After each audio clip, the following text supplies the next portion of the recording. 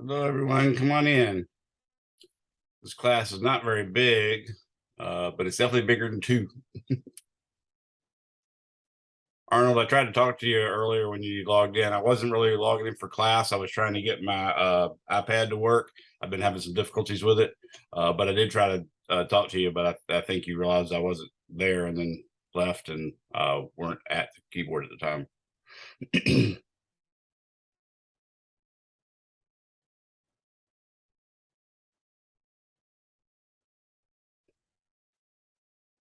Y'all can chat this, but Arnold and Robert, can you both hear me? Okay, so you can hear me.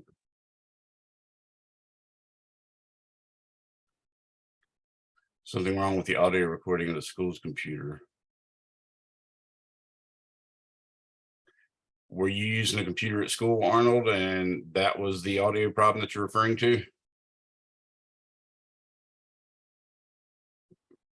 Okay.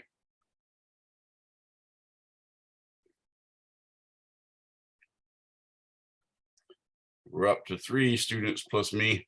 Woohoo!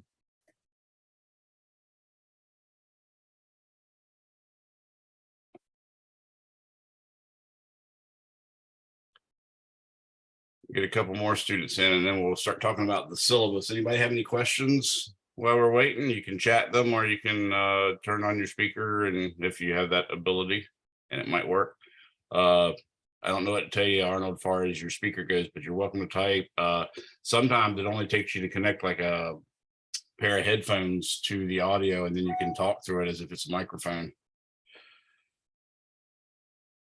But that doesn't always work.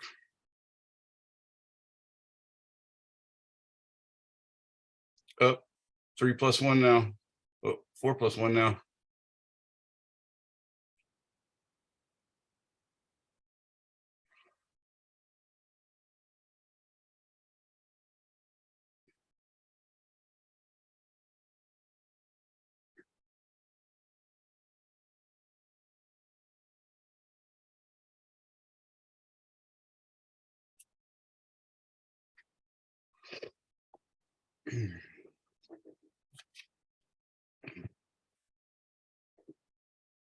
Okay, well, I guess I waited long enough and I've got the majority of you. I think there's only 6 or 7 students.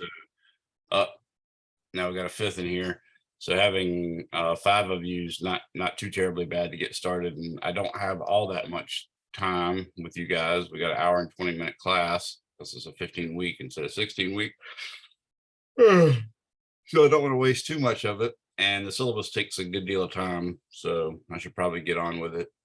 So I'm Mr. Younger. I teach physics and astronomy here at TCC. I've been teaching here for, I think this is my 11th or 12th year. I've been teaching it in general since 96. Physics, astronomy, and math since 96. But I haven't had to teach math here at TCC. I've only taught physics and astronomy here. We've got a fun semester planned for you. If you took 241 last semester, I'm sorry, I have some bad news for you. They wouldn't let me use the 4th edition again. Basically the whole website's down and everything, so we couldn't do homeworks, all that good stuff. So we've had to migrate to the 5th edition.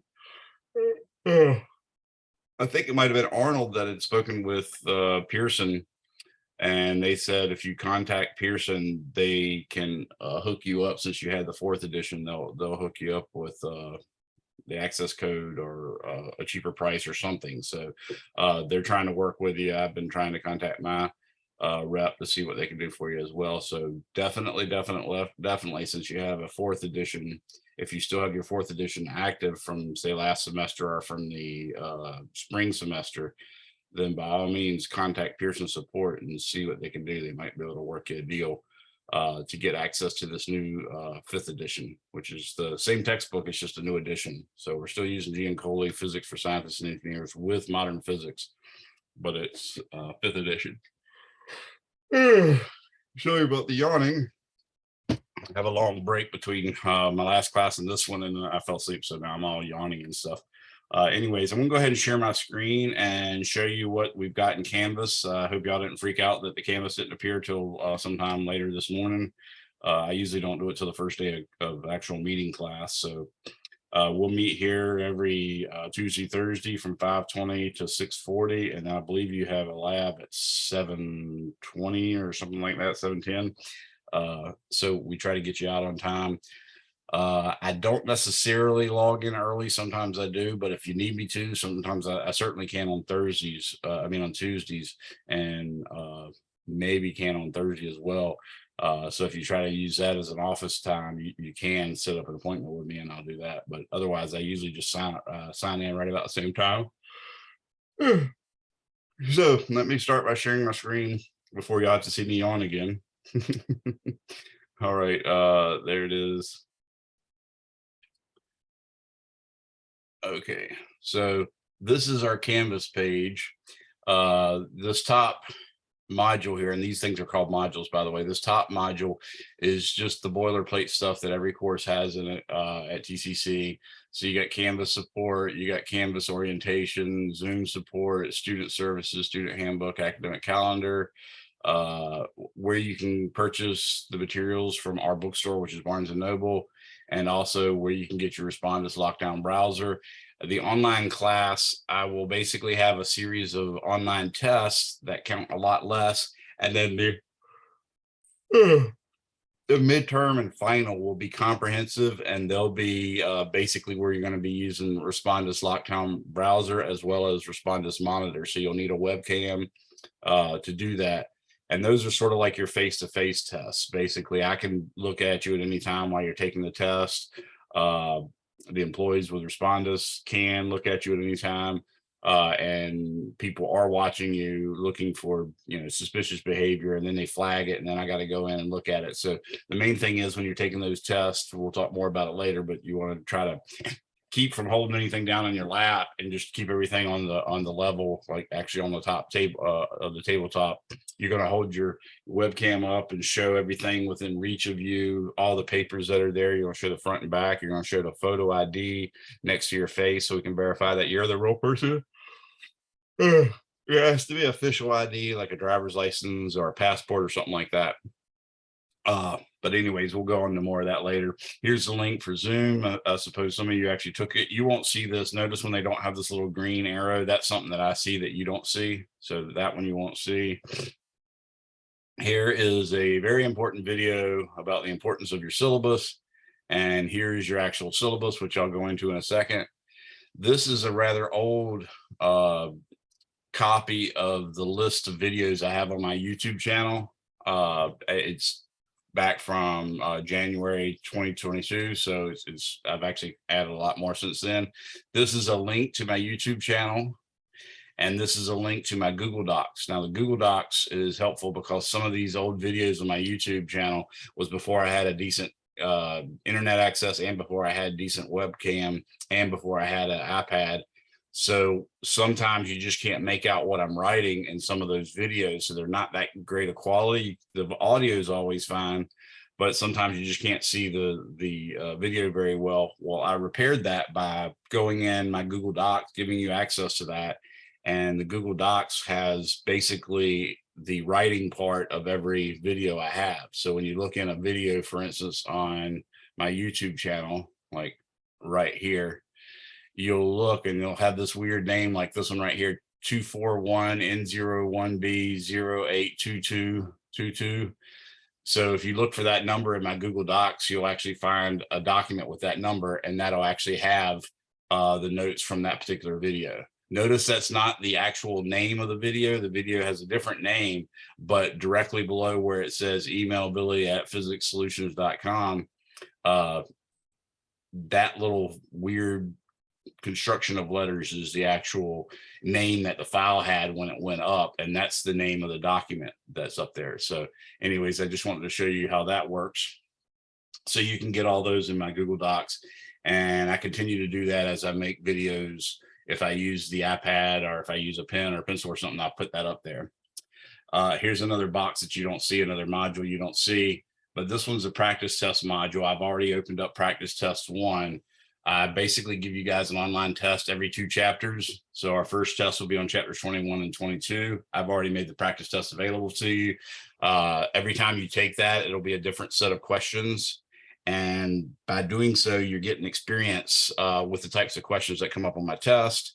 You're getting more experience in solving physics problems, and you're actually looking at the bank that I use generally for my tests. So I guarantee, for instance, that 80% of the points on a given test will come from that bank. Okay, sometimes it's 100%, but I will guarantee you 80%. So if you sort of imagine doing doing that an infinite number of times, doing practice test 1 an infinite number of times, and perfectly memorizing the right answer to all of the questions that you saw, then there would be no way for you to get less than an 80 on test 1. So that's the really good reason to do it, other than just learning a lot of physics and being able to solve a lot of physics problems. You'll find another reason later. If you look down here, here's another module you can't see, but here's a module where the online tests will be.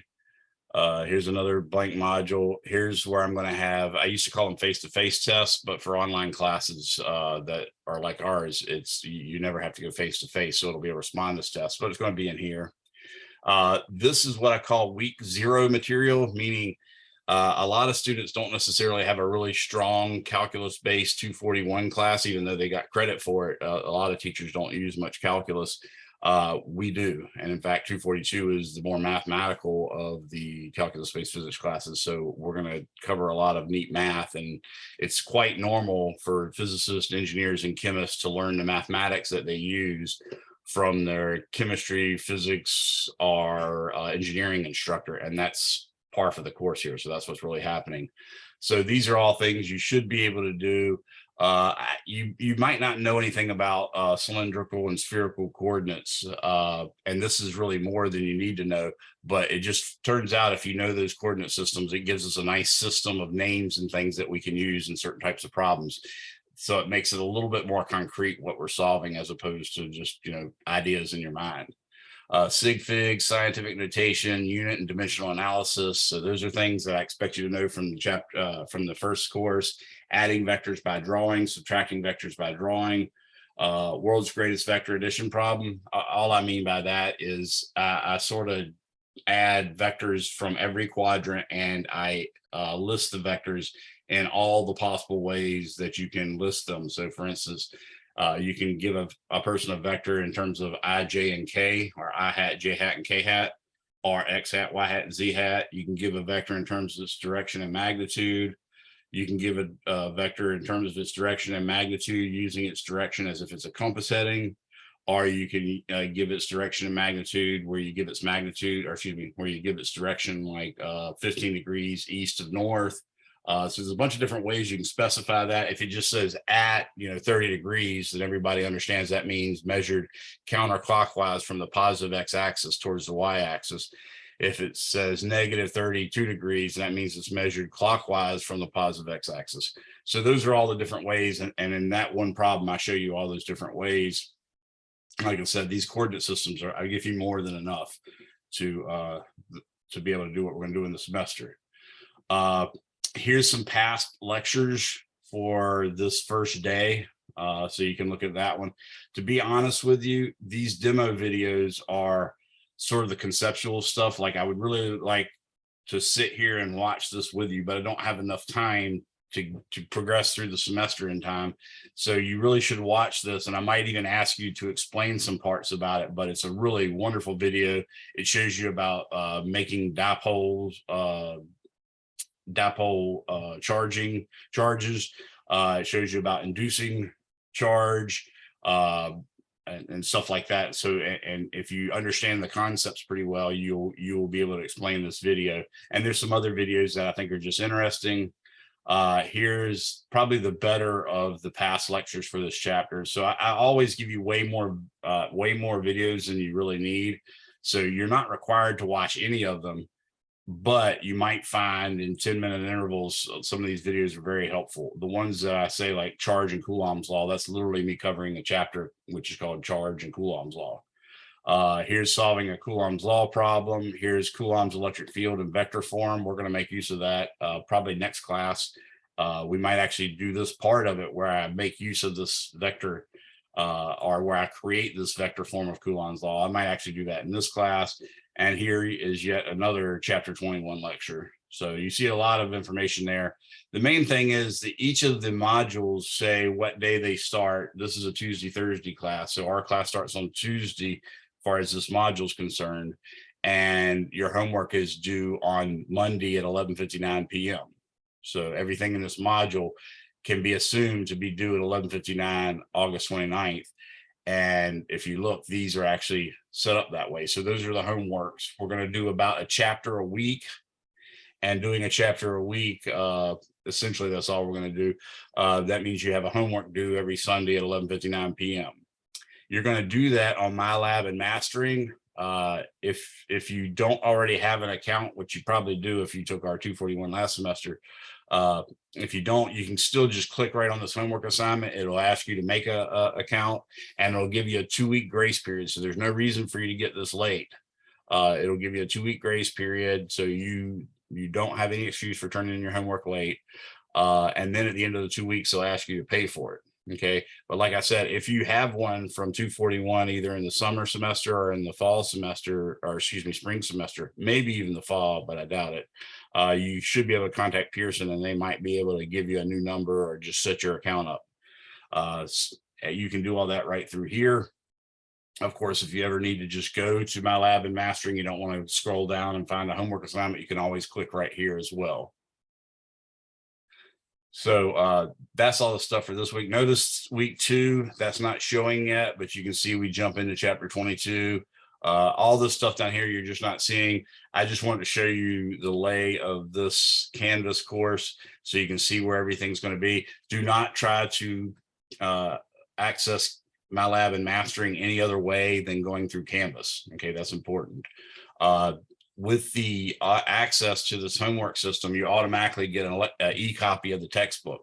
If you want a physical copy, the student store sells a binder ready version. They could order you a hardcover if you wanted, or if you just like reading out of a hardcover, I would say the cheapest way you can go is you get the e-copy. So if I ask you to do something specific on a specific page or a specific problem number, you can look it up on the e-copy. But you can actually read, say, a 4th edition or a 5th or a 3rd edition textbook and get pretty close to the same stuff. I'm sure Mr. Gianculli's explained some things a little better, and that's a bummer. But if there's some small areas where you don't understand it, you can always open up the e-copy and look at that. So anyways, that's just some different ways for you to save money, even if you have a preference for not reading books online. There's also a Pearson app you can download, and then I think it loads to your phone, but I'm a little discouraged because it takes a long time for it to load every time I hit the button on my app. So you might want to confirm that. Otherwise, you might be in a situation by having this app that you don't have access to the textbook unless you have access to the internet. I hope they're better than that, but I'm not sure yet. So let's go ahead and talk about the syllabus. That's right here. Okay. You can see one of my golden rules right here is emails are ignored unless, 1, the subject line of your email begins with PHY, no space, 242, space, NIGHT. Okay.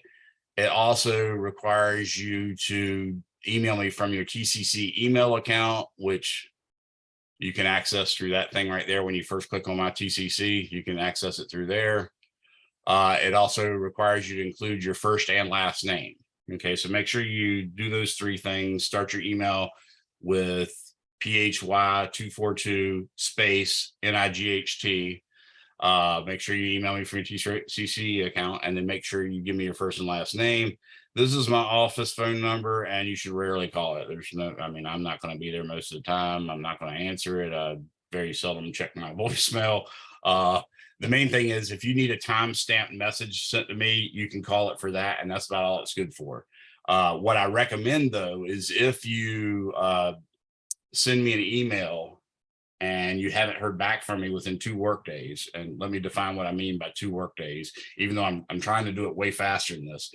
You could send me an email at 12:01 a.m. on Friday, and then I need to make sure I email you no later than 1:59 p.m. on Tuesday.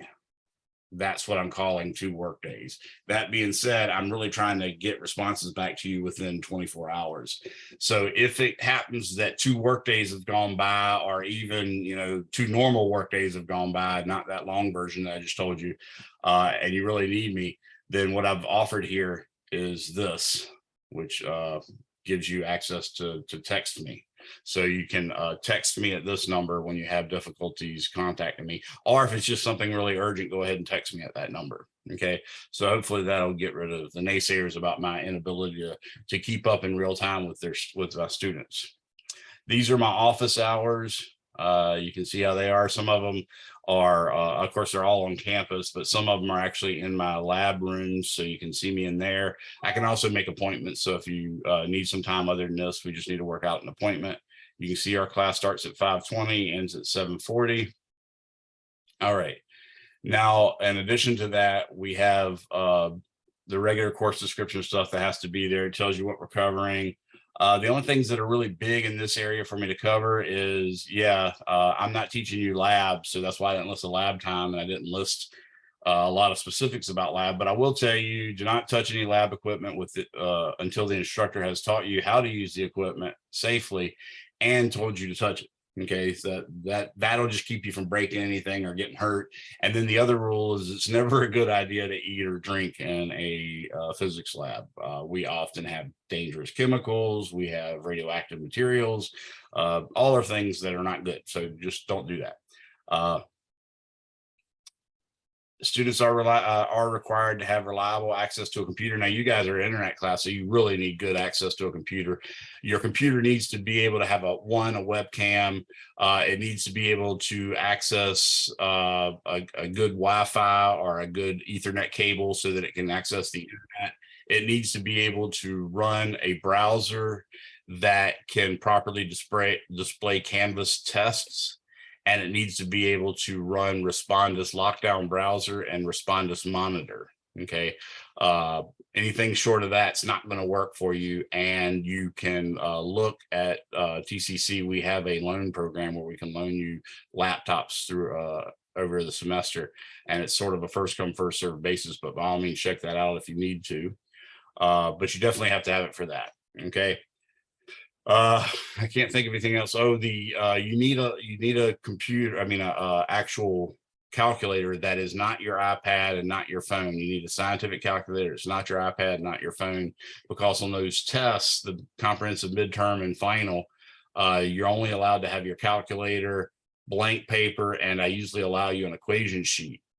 So if you have at any time during that test, if you have out an object that is a cell phone or an object that can hold photos or an object that can hold files, notes or stuff like that, then we're automatically going to assume that you are cheating, and you will get a 0 for that test. And that's usually enough to fail you. So don't do that. If you are a person that's like on call, I know how the military works. They sometimes make you be on call. You let me know ahead of time that that's the scenario, and I'll tell you what to do to deal with that. Okay. So just, keep that in mind. I'm not trying to get somebody in trouble for doing their job. So just let me know if you have that problem.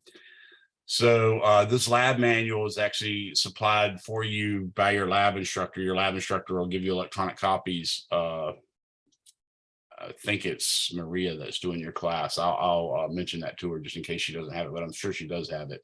And I'm trying to go all without paper. She might not care that much about that. She might be going with paper. So the students will need a textbook, the access to modified mastering physics. You also need a ruler, a protractor, a pen, a pencil, eraser, and graph paper is super, super helpful, but I don't necessarily require it. I do require a scientific calculator that's not your iPad or cell phone. Okay. You can see down here, the rest of the stuff is, things about what we're planning on you learning throughout the course and what the topics are. And here's the order that we'll go in. This order is correct. So even if we get off of schedule, because this schedule is subject to change, like we might have a snow day or something, and then I have to miss a day, the schedule will not change the order of the chapters. So at any time, what chapter's coming next. We do 21, 22, 23, 24, 25, 26, 27, 28, 29, 30, 31. Then I jump back to 17. I left off 18 for some reason, but chapter 18 is in there, then 19, and then 20, and then ideally 37, 38, and 39. Their quantum mechanics is 37, 38, and 39. Okay, I don't know where chapter 18 went, but it should definitely be in there. Probably I'd have it right here because I think I can usually cover chapter 17 in one day. I don't go in those chapters deep. They're thermodynamics chapters. But the reason I tell you that is ideally I want my students to be reading their textbook before they cover the material and then try to read it again after. That's the best way that we've learned over the years of how to absorb reading. I know a lot of my students don't read their textbooks. I can look at the end of the 2-semester sequence, and I look at the edges when we had hardcover books, and there would be dirty fingerprints for like the first 20 pages, and they clearly hadn't got any dirty fingerprints on any of the pages after that, even though the books, we've covered 1,200 pages or something. That being said, one of the reasons some employers hire college graduates is college graduates often have a better chance of being able to pick up and read, say, a white paper where they're teaching you how to do something within your trade, and then read that and then apply it and actually do it. So this learning to read your physics book is very much like that, and it's one of the few opportunities you get to learn that skill, and it's a very, very good skill, and it's not an easy skill. I did not have it when I graduated high school. I worked really hard to get it, and I'm a very slow reader still. So let me give you a little advice. What you're wanting to do, ideally, like I said, today we're going to cover chapter 21. It's too late. You can't have read that already, but we're going to finish chapter 21 by next class. So you should try to have it completely read. But the deal is you can't just sit down and read a whole chapter. What you want to do is read and time yourself and see how long it takes you to read the most boring book you can imagine. That might be your physics book. That's okay if it is. Time how long you can read before you lose your attention span. Maybe it's 5 minutes if you're lucky. Maybe it's only 1 minute. That's okay too. But what I want you to do is only read in that interval for the next, say 10 times. And then after 10 times, I want you to jump up, say from 1 minute to 2 minutes, or from 3 minutes to 4 minutes. And then do that for 10 times, and then slowly increment yourself up by 1 minute after 10 readings. And hopefully by the end of the semester, I would ideally love all my students to be able to read for an hour and a half straight. Now I've gotten to the point where I can, and sometimes read 8, 9 hours straight. Okay. That's a really good thing to be able to do. But don't expect that. It takes a long time. I had to read a lot of boring stuff to get used to that. And I say boring, like, I read the typical canon of high school literature. So Moby Dick and all the ugliest, longest books that people complained about. I read all those in hopes that I could get better. And I actually enjoyed the books. I don't really consider them old and ugly and long and stuff like that. They're just good. But anyways, do that. By doing that, you'll actually build your ability to read, and you'll build your attention span. And then also what you're going to do is try to read and have a sort of interactive game with the textbook. So when the textbook author, if you look at a big paragraph, for instance, that paragraph might have 30 different things that you need to learn from it. But another paragraph equally large might have exactly one thing that you need to learn, and all the other stuff that it was written was just explaining to you how we know that's true. Now, how we know that's true is an important thing. That's the difference between dogma and science. So we want you to know how that's true. So it's not like it's not important, but the thing that you've got to be able to apply is the new fact that they gave you. And remember how they knew that, so you can imagine other experiments. So that's one thing you want to do is pay attention to what is the author trying to teach me versus what is the author trying to convince me of how we learned it. And then while you're reading, you also want to have a back and forth with the author. So when the author claims A, you want to try to think of examples and counter examples. Stop a second from the reading and see if that's consistent with what you've experienced. If it's not, then you want to reconsider what they said. Maybe you misread it, or you may want to reconsider what you think you saw. At the end of the day, you want to track that down and find out whether or not your counterexample is really a counterexample, or whether it's just something you misunderstood. That can be something you can ask your instructor about.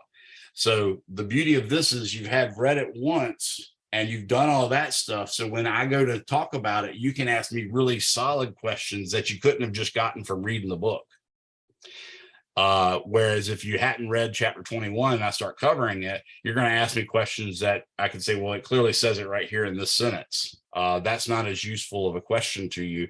It's better to ask a question that you can't just look up yourself. Not to say I mind or I'm going to, bite your head off for doing it, just telling you that's how that works. And then if you get one more chance to read the material before you take the test on it, then that's great. Or before you do the homework for it, that's great. So ideally, I'd like you to read 2 to 3 times. If you read it one, I'm going to be tickled. Okay. But that's what you're going to try to do. And this map of what chapters covers in what order is how you do it. I have the online test dates put on there as well. I have all the schedule from the calendar written in there. Notice like 9/5 is not one of the days we meet. That's a Monday. We're a Tuesday, Thursday class, but I still took the time to put in here that the college will be closed and it's due to Labor Day, because you can look over here and see LD means Labor Day. Any questions on that? Notice the final exam is on 12/6. Notice I have no information about lab in here. That's because I don't teach your lab for you. Here's the grade policy, and you'll see I'm essentially on a 10-point scale, but notice I give you a little extra help to get that C. You can get as low as a 68.5 instead of a 69.5 and still get a C. Similarly, if you're struggling to get out of the F range, I can let you get as low as a 58.5 instead of a 59.5 and still get a C. And then I have this system made up where I give you all the chances in the world to make a better grade. In other words, make a good grade. My system is the online test. Anybody could be taking those for you. And not only that, they're online. I allow you to use your book. I allow you to use any other book. I allow you to use your notes. I allow you to do Google searches. All that stuff's allowed. The only thing I don't allow you to do is look at a document or a website or a text written after the test was released online. So in other words, keep like a student from taking the test and then make it a web page that looks just like the test, and then you go on and study it. You're not supposed to do that. Could you do it? Probably. Could I catch you? Probably not. But the main thing is that's against the rules. I want you to make a really good grade there. And I tried to make the time frame for the online test so short that if you had 1 or 2 questions that were really hard, you could look up something about how to do them and still do well enough to get a good grade. Okay, so I literally expect you to do that. I want you to get as close to 100 on those tests as you can, but I don't want you leaning on that resource too much. So I'm going to tell you how to use that resource more constructively. So the main thing is you're going to have these online tests. You get to use your book, use any other book, use your notes, use internet searches. And on top of that, I usually give you multiple attempts, 1, 2, 3 attempts, and only the highest counts, period. Okay.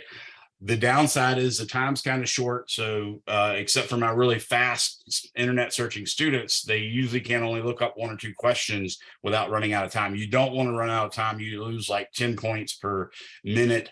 And I count them like cell phone minutes. So if you have 61 seconds, that's 2 minutes to me. Okay. So make sure you don't do that. Those online tests though, I want you to get hundreds, and the way you should be using them, this is the same way you should be using those online resources when you're taking the practice tests. Ideally, what I do when I start a problem in a homework set that I don't know that much about is I immediately go onto an online homework system. I look at the problem, I see if I can immediately come up with a solution, and I solve it. And if I'm really cocky about it, I go ahead and submit it. If it looks a little complicated, I'm not sure how to start it, or I'm not sure how to solve it, I still try to solve it. And then I say, okay, well, I've got to this point, I can't figure this out. So I'll look in the end of the chapter that the homework's related to and look for a problem, preferably an odd problem that looks like that, because the odd problems have their answers in the back of the book. So I'll look up those odd problems. If I happen to luck out and find one just like it, it'll probably have different numbers. So I'll work it the way I think I'm supposed to work it, see if my answer matches. If it does, then I'm going to go ahead and work it again with the numbers that the homework system has and put it in and grade it. If the grades say I did it right, yay, I pat myself on the back, I learned something awesome. If the grade says, the grading system says I did it wrong, there might be a mistake in the grading system, but assume that's not the case. What you want to do then is go to check or go to some online source to try to find, you can type in the first several words of the question and see if you can find a question like it and see how they solve it. When you find that, I want you to read that solution carefully. Try to see exactly what they're doing. What equation did they use? Why did they use that equation? What did they do with that result from that equation? Did they plug it in another equation? I want you to do all that stuff, figure out that really well, make sense of it, and then close that resource and try to work the problem again.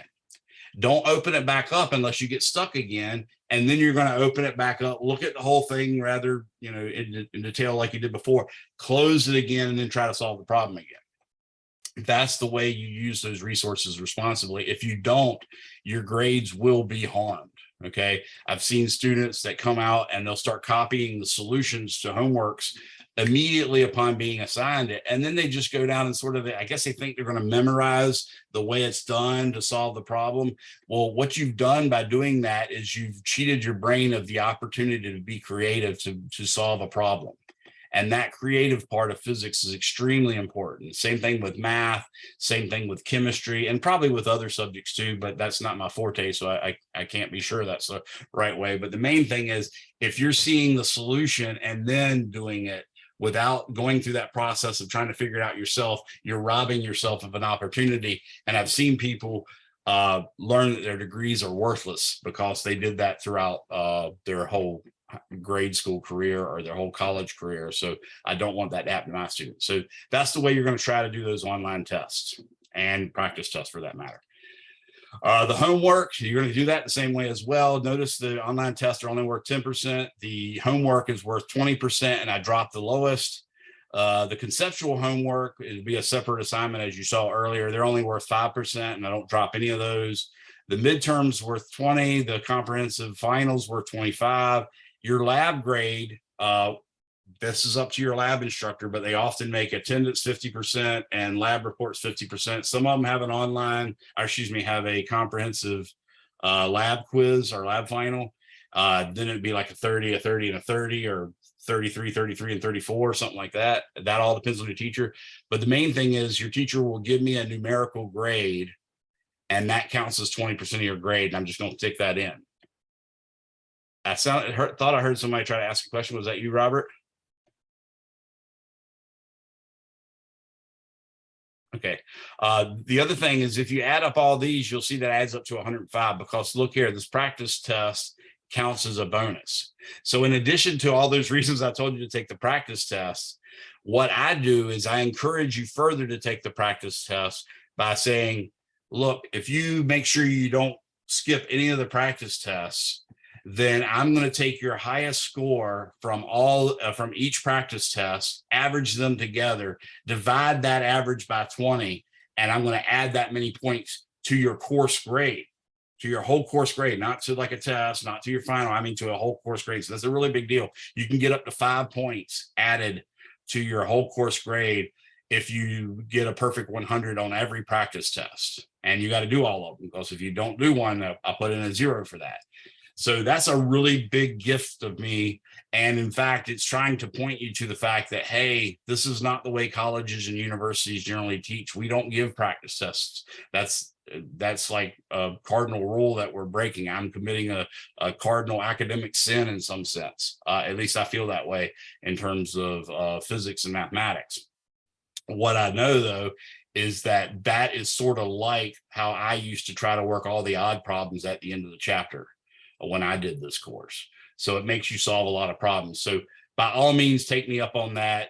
Never, ever, ever underestimate the importance of a practice test in a college course, because that instructor has really put a lot of work into it and didn't do it just, because they like working. So try to do that. The other thing is there can be some extra credits, like I'll make a mistake solving a problem for you guys online.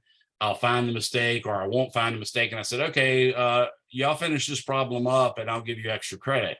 And I'll immediately create an assignment in that week's module. And you can write up the problem, solve it properly in nice, neat handwriting, as neat as you can, and then take a photograph of it, email that to yourself, open up a Word document, insert that photograph, make sure the photograph's big enough where I can read it, and then save it as a Word document, and then save that Word document as a PDF and turn that in, okay? What's gonna happen is I'm gonna create that assignment and it's gonna be listed as a homework, and I'm gonna fill it in with zeros immediately. And then when you turn it in, I'm gonna grade that, and if it looks like you got an 85 or better, I'm gonna go ahead and give you 100 points for that. But I'm also gonna increase the number of dropped homework grades by 1. So instead of just dropping 2 homework grades, I'm now going to drop 3 because I've added an extra credit. So that's how the extra credits will work other than the practice tests. It also, if you got less than an 85, I'll either just give you a 0 or I might say, hey, you forgot this, and you can try it again and submit it, and then you get your 100. All right.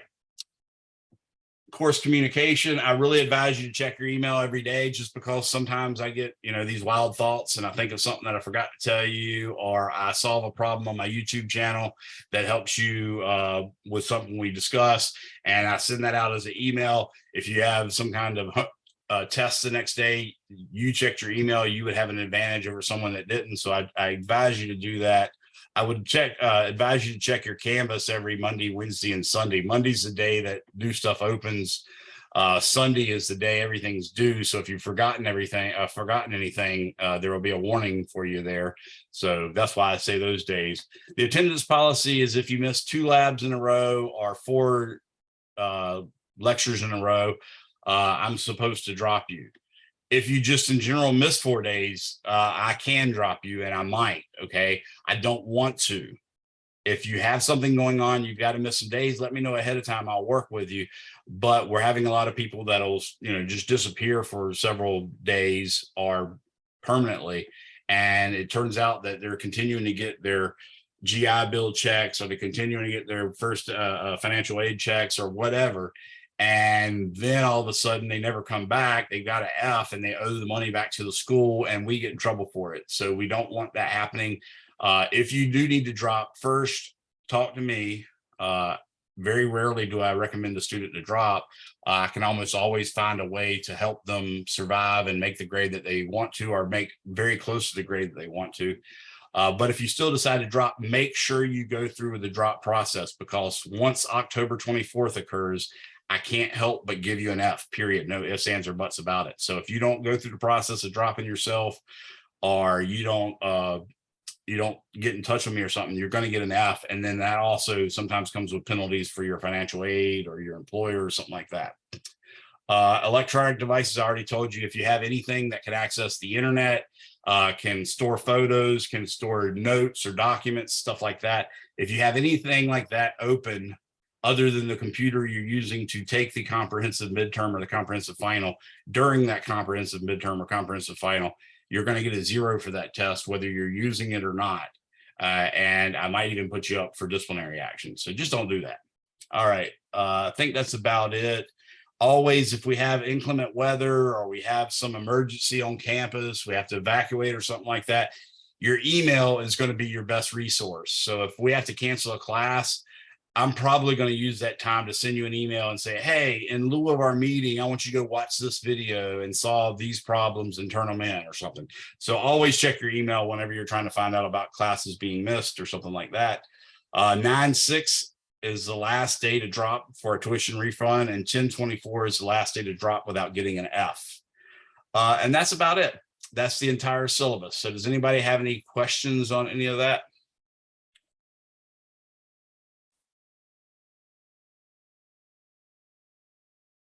Okay, I think this might be more valuable. Watching this video might be more valuable than solving your book has basically a problem where you have a charge at the origin and you have another charge out along the x-axis. And then it says, you know, what's the force of attraction between these charges or of repulsion? The rule is that like charges repel, unlike charges attract. So positives repel positives, negatives repel negatives, and positives attract negatives, and negatives attract positives. And we owe this sign convention, this fact that we say these two flavors of charge are plus and minus. We owe that to Ben Franklin. He's the guy that came up with that. Now, Ben Franklin was not a strong mathematician, but he was a genius.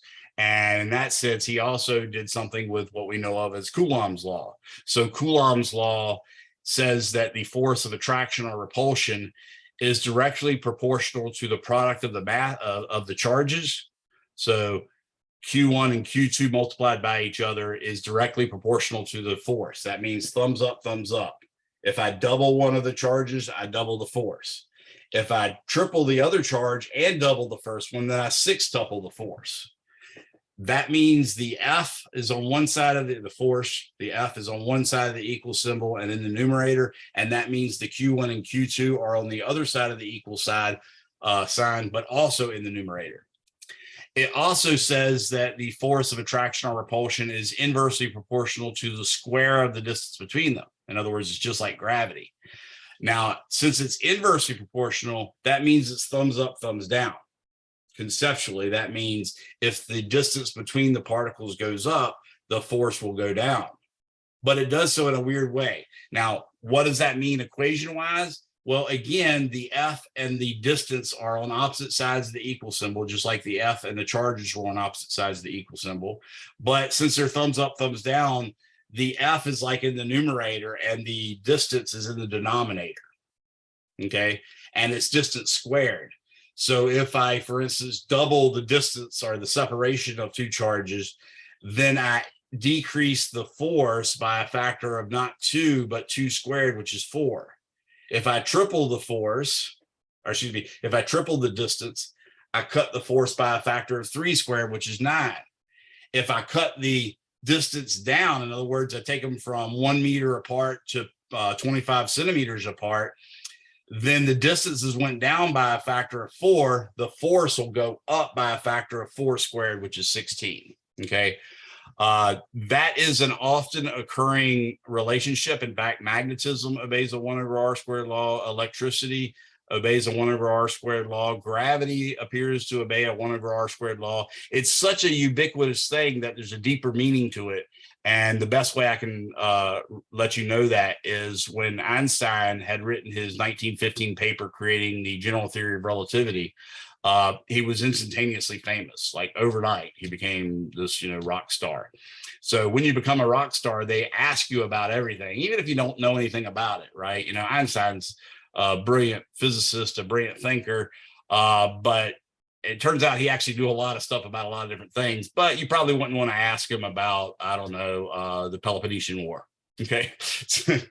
Even though he might actually know something about that. But then one of the things they asked him about was ESP, telekinesis, extrasensory perception. Can you read minds? And telekinesis is, can you move things with your mind?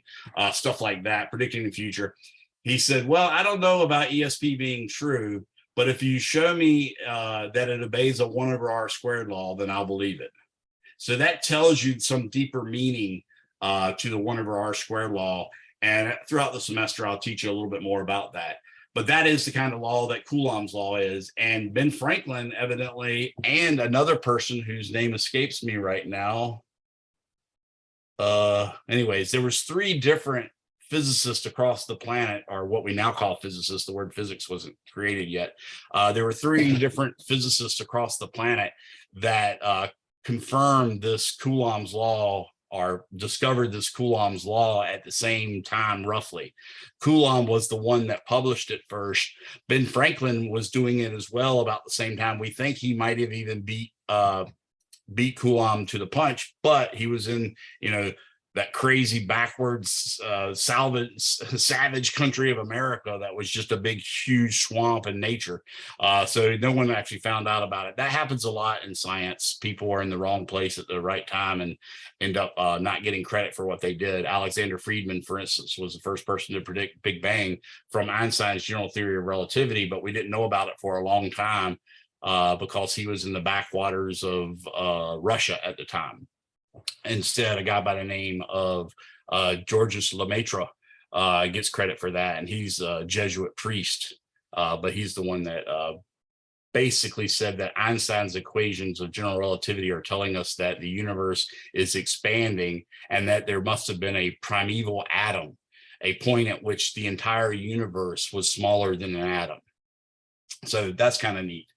All right, so what I'm going to do now is I'm going to show you this video that I think is so awesome, and I'm going to pause it several times to talk you through it, and I will let you look at those two charges and then find out, you know, what the force of attraction are on them, what the force of repulsion are on them, or you can find the electric field directly over the center, or you can find the electric field directly over the one at the origin, all sorts of cool stuff like that. Those are very straightforward, easy examples, and you can look them up on my YouTube channel if you want. I think it'd be better to cover the concept that I'm doing here, which is how charges behave. So here's the MIT charge demonstration.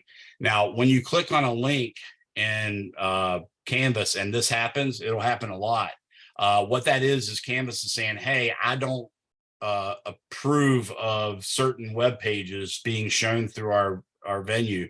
So what you have to do is go up here where there's this little box and arrow is, just click that, and that creates another tab, and that tab will open it. This was a YouTube video, so we're going to open it. Want to save time on proofreading?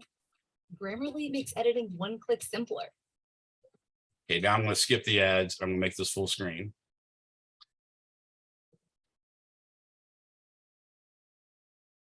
Okay, so this is a Van de Graaff generator. I love doing demonstrations with them. This thing can generate like 40, 50,000 volts. And that sounds really scary and dangerous. I like to do cool things with it where like I let it shoot through my hand and then shoot out the side of my foot onto the ground. But it's actually a very simple device. And when you realize how it's made, you can see why it's not that dangerous. Basically, this is a clear plexiglass like tube, and inside of there is a rubber band that's about 2 inches wide. And it's long enough to go all the way down here and then go around a basically like a Teflon pulley or axle, and then go all the way back up and again around a Teflon pulley or axle. And basically inside of here, electricity is used to turn an electric motor. That's something you'll learn how to do as we work on the semester, but an electric motor is a very simple thing. It's basically just a series of wires with magnets and an alternating current that allows things to make it change really quickly. So what's happening is this rubber band is not unlike the rubber in your shoes, and this Teflon axle or plastic sort of axle down at the bottom is not unlike the carpet in your house during the winter. So just like when you scuff your feet on the carpet in your house in the winter when there's very low humidity, you are actually taking that rubber, which has a stronger affinity for the electrons than does the carpet. That rubber is stealing electrons from the carpet and making you negatively charged. Well, the rubber band is becoming negatively charged, and actually it could be becoming positive charged. The main thing is it all depends on the electronegativity of the spool that's spinning around there, the axle and the rubber band. I'm going to pretend like we assume it's going to be negative, and it probably is. I'm just not, it doesn't matter. The main thing is we're going to choose one side. So these negative charges are going to come up on this rubber band, go all the way to the top. And then when they get to the top, they're going to go around that wheel again where they could in fact catch more electrons. But inside of that aluminum sphere is a copper wire that attaches to the aluminum sphere, goes up over the little spindle or axle or Teflon pulley, and has on it some stainless steel screen, really thick screen, and the ends of the screen bars just stick out like lightning rods like this. Those are pointed at the rubber band and are very close to the rubber band. And it turns out that is a lightning rod. And the fact that they're pointed is why lightning rods work. They become a very small radius of curvature, and that makes voltage very attractive to a charge. So, and we'll discuss that in more detail later. But basically, the negative charges sort of compel, or you could actually picture them as if the negative charges jump off the rubber band and onto that. And then they're all negative charges, so they all repel each other. So they try to get as far away from each other as possible. So they spread themselves on the outside edges of this entire sphere. And it keeps doing that until it gets such a high voltage that it actually causes electrons to pop off, because all of a sudden the air is a conductor because the voltage is so high. So that's how this thing works. So if you take someone with really long hair and they stand on a platform that's insulated from ground, they can lay their hands on that and they become negatively charged, and then their hair takes the charges, and the charges are trying to get as far away from each other, so they stand out on end, because the easiest way to get farthest apart is to be at the ends of your hair and make a spherical surface, basically. So that's what's going on with that. So that's what a Van de Graaff is. In this case, this little doohickey back here is a plug that's connected to the ground. So if you look at the light receptacle in your house, it sort of looks like a drunk guy with no nose. All right, one eye is real big and the other eye is kind of short, and it's got a little mouth but no nose. Well, that little mouth is the ground part, and that's what that's connected to. And if you followed all those lines in your house, they would go to a circuit panel, and then they run out to a wire that ran into the ground, and you'd notice there's a copper rod. It's actually, I think, copper coated, but anyways, it's about 1 inch in diameter, and it's about 8 feet long, and they just drive it in the ground, and all the wires are connected to that. So it's literally a ground. So a ground is like a huge reservoir that can take as much charge as you want. So by connecting this thing, which is on an insulating rod with a copper head, to a ground, you can actually touch this at any time and discharge it. So that's what that's for. This is a conducting rod between two conducting balls, and there's the ground rod there. Notice that's two metal balls with a insulating rod between them, and it's got fishing string that allows it to hang easily and to not conduct electricity. So what he's done here is, notice we're going on the idea that basically, and we only got like 3 minutes left, that basically this is becoming negatively charged. I told you it doesn't matter which one it is. It behaves the same either way. But this is a big negative charge. So this is a conductor, and the definition of a conductor is that it doesn't hold on. The individual atoms in the molecules of it, or in the atoms themselves, don't hold on to their electrons very tightly. So the electrons are free to move about the conductor. So all these negative charges here are compelling all the negative charges in that copper ball right there to run away, because like charges repel. So what's going on is they're all running to this side, and this has become polarized. This side looks like a negative charge, and this side looks like a positive charge, but there's no charge that's been transferred while it's just hanging there in the air. Because it's insulated, say, from ground. Well, actually, it's actually got a pretty good connection to ground, but either way, the main thing is, if it wasn't, if it was insulated, it would just be polarized, not actually have a net charge. Now, he brings in this, which is fishing string and, say, plexiglass rod. So whatever charge gets on these two balls is going to stay there. He touches this ball to this one. Well, this ball is the one that looks positive, so this guy's going to become positive, and this ball is the one that looks negative, so this one's going to become negative. So it's actually transferred charge to the hanging balls on the insulating rod. Now, remember, the white one, the one that looks white, is positive, and that's attracted to the negative Van de Graaff. He's going too fast here, so he stops to let you see. Notice how it always points radially inward, because the charges try to maximize their distance away if they're like charges, and minimize the distance apart if they're unlike charges. So that's what's going on there. Oh, got 1 minute left. The next thing I want you to see is the bells and this Mylar balloon. So this is like an aluminum foil balloon, if you want. It's helium filled, so it's floating. That string's an insulator. It's isolated from ground. So just like happened before, these negative charges here are compelling all the negative charges on this side of the balloon to run away.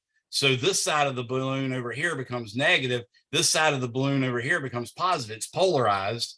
So it's now attracted to the negative Van de Graaff. So it literally pulls the Van de Graaff and its electric field literally pulls the Mylar balloon to it. When the Mylar balloon touches it, it delivers all that negative charge to here and now makes this whole thing have a net negative charge.